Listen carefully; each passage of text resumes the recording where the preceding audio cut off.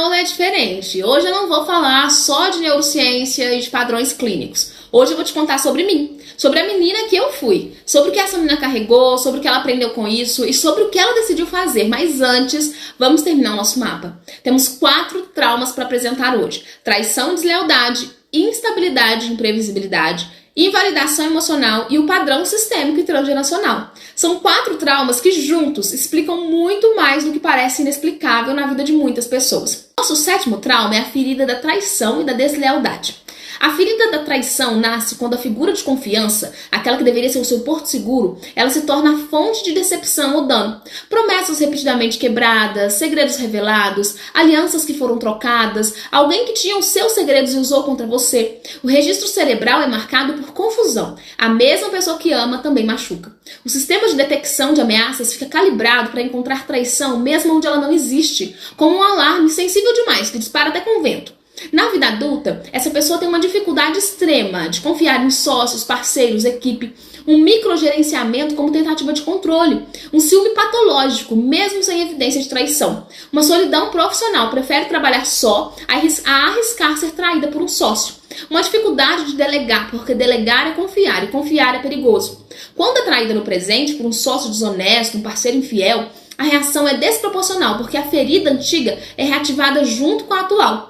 A cura não está em confiar nunca. Isso isola e empobrece a vida. Está em aprender a confiar de forma calibrada, baseado em evidências graduais, construídas ao longo do tempo, proporcional ao que a pessoa demonstrou. Diferente de confiar cegamente, é diferente de não confiar jamais. O 8º trauma é a ferida da instabilidade, da imprevisibilidade. Esse trauma ele nasce em ambientes imprevisíveis, lar com alcoolismo ou uso de substâncias, cuidador com transtorno de humor não tratado, violência doméstica cíclica, instabilidade financeira severa com mudanças constantes de casa, de escola, um cuidador com humor extremamente volátil. A criança nunca sabe com qual versão do adulto ela vai se deparar quando chegar em casa. O sistema nervoso da criança, que precisa de regularidade e previsibilidade para desenvolver segurança, fica em estado totalmente de alerta, um alerta permanente. A amígdala não aprende a desligar o alarme, porque o ambiente nunca deu um sinal seguro o suficiente. O cortisol, cronicamente elevado, altera a arquitetura cerebral. Na vida adulta, essa pessoa tem uma ansiedade generalizada como um estado base. O corpo nunca sai do modo alerta. Quando tudo está estável e em paz, surge uma estranheza, como se a estabilidade fosse suspeita, como se a paz fosse uma previsão de algo ruim que vai acontecer. A pessoa inconscientemente provoca crises quando está em paz, porque o caos é o conhecido.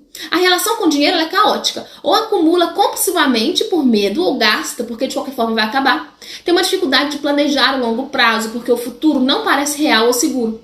A cura passa por um trabalho de recondicionar o sistema nervoso à segurança, ensinando ao corpo, de forma repetida e intencional, que é possível estar em paz sem que o perigo seja iminente.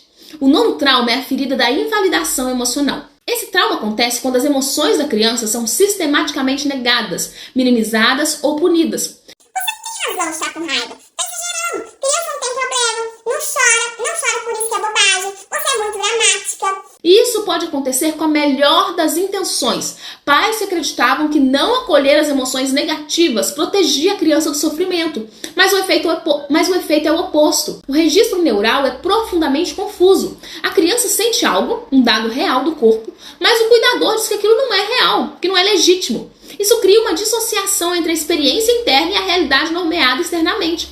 O cérebro aprende a desconfiar da própria percepção. Na vida adulta, a pessoa tem uma dúvida crônica sobre a própria percepção da realidade.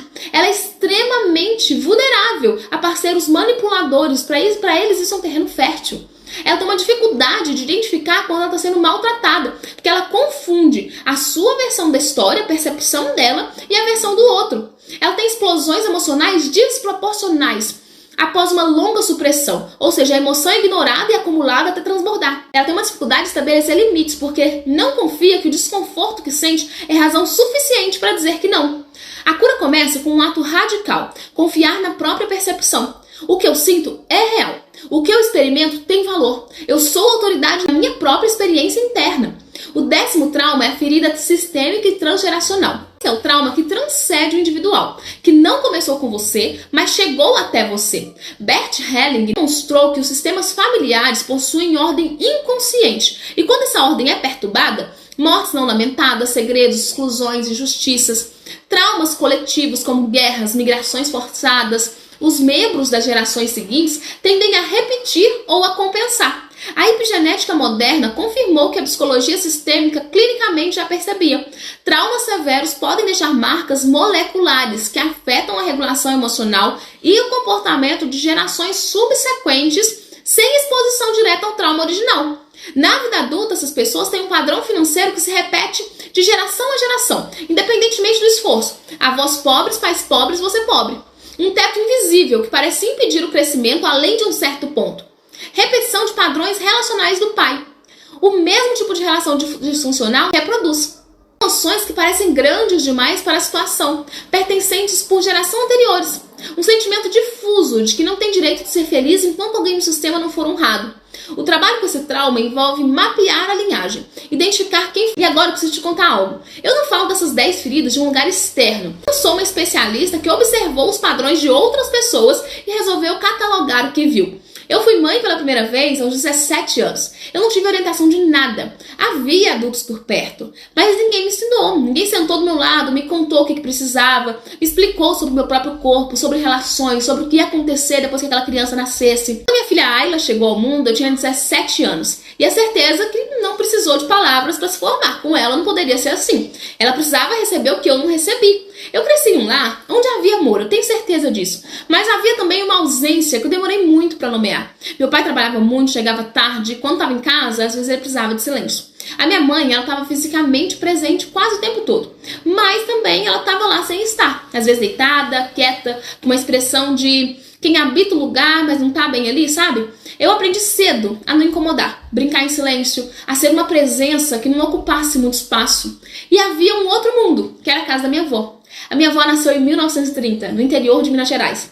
Ela foi professora, não num colégio com estrutura, mas numa escola rural, ensinando a tabuada, poesia, com uma dedicação que não dependia de estrutura para existir. Muitas pessoas na zona da mata em Matipó, Minas Gerais, foram alfabetizadas porque ela estava lá. A casa da minha avó na infância tinha muitas plantas. Havia sempre um animal por perto. Ela cantava músicas católicas enquanto trabalhava e toda noite sem falta, pipoca e novela. Era o único lugar da minha infância onde eu me sentia completamente segura. Ela me via. E ser vista, ter alguém que nota quando você está com fome, antes de você falar, que percebe quando algo não está bem, é uma das coisas mais fundamentais que uma criança precisa. E é uma das coisas que, quando falta, deixa uma marca muito específica. A sensação de ser transparente. Na casa da minha avó, eu não era transparente. Eu tinha 10 anos quando tudo mudou. Meu pai sofreu um acidente grave, ficou acamado. A casa que já era silenciosa de um jeito que eu navegava com cuidado ficou diferente. Mais pesada, mais incerta. E a minha avó morreu. Essas duas coisas, elas não aconteceram no mesmo dia, mas aconteceram no mesmo período. A criança de 10 anos que eu era, o efeito foi o mesmo. Os dois pilares que sustentavam o mundo desapareceram no mesmo tempo. Mas eu precisei continuar. Não havia outra opção. Sim, eu aprendi a ser uma criança que não precisava de um porto seguro, porque não havia um porto disponível. Uma criança que se fechou emocionalmente, porque precisar e não ser atendida doía de um jeito que era melhor evitar. E essa menina virou uma adulta e carregou tudo isso.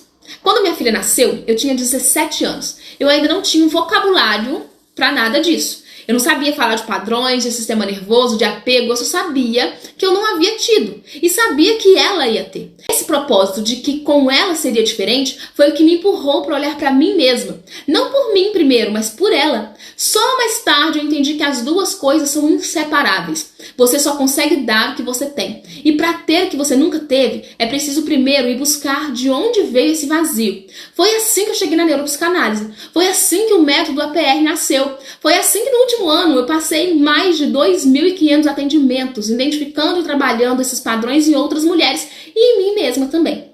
E foi assim que nasceu algo que eu nunca planejei criar. Algo que surgiu como uma necessidade, não só minha, mas de mulheres que eu atendia, das perguntas que eu recebia todos os dias, das histórias que se repetiam com nomes diferentes, mas dores iguais. Amanhã, dia 3 de abril, eu lanço o meu primeiro livro. Ele se chama Termina em Mim. E Termina em Mim não é uma promessa arrogante, é uma decisão. Não significa que que você vai se tornar perfeita, que você vai apagar o que aconteceu, que você vai conseguir não sentir o que você sente. Significa que o ciclo para aqui.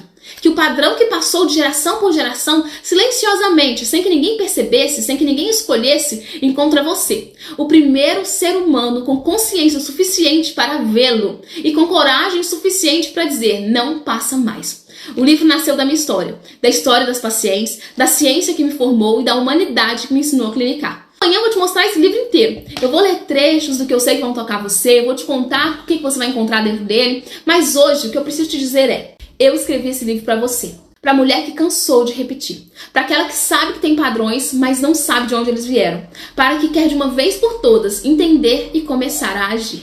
O presente de hoje ele é especial, para quem comentar no post com a frase termine em mim e nos contar com uma frase ou duas o que essa frase ressoa para você, eu vou liberar um acesso exclusivo de um capítulo bônus do meu livro, que não tá nem no livro, não tá disponível em nenhuma plataforma. É o capítulo que fala sobre o que realmente significa ressignificar um padrão. Não no sentido de perdoar ou esquecer, mas no sentido de fazer diferente. A quarta peça do quebra-cabeça também está disponível. Ela completa o mapa dos 10 traumas. E amanhã você vai receber a última peça. O quebra-cabeça vai se revelar por completo. Amanhã é o último dia, o dia do lançamento do livro, e vai ser uma aula sobre o que você pode fazer com tudo que você aprendeu nos últimos 5 dias.